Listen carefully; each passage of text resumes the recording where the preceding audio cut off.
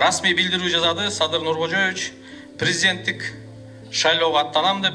Демек, президенттик шайлоого аттана турган болсо, президенттин милдетин аткара албайт. Президенттик ыйгарым укуктарын өткөрүү вазифасын ал анда кайрат жогорку кеңештин төрагасына өткөрүп бериш керек. Андан бери кырдаал өзгөрдү. Жогорку кеңеш өз иштей турган мөөнөтүн узартты. Демек, жогорку кеңештин төрагасы толук кандуу президенттин милдетин аткара алат. Бирок бул жерден дагы бир жагдай болуп калды. Кечөөнү биздин партиялаштар мени президенттикке талапкер катары жылдырышты.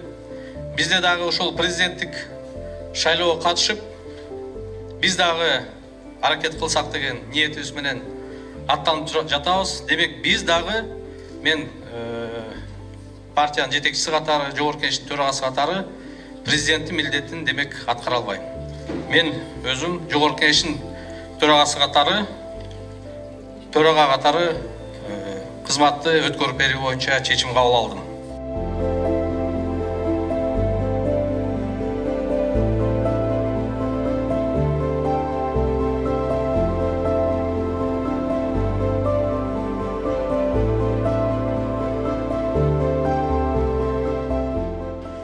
Урматтуу коллегалар, урматтуу массалык маалымат каражаттары.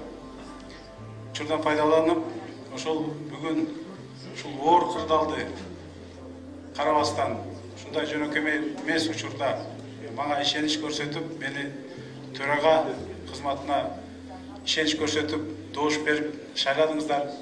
Мен силерге ыраазычылык билдирем.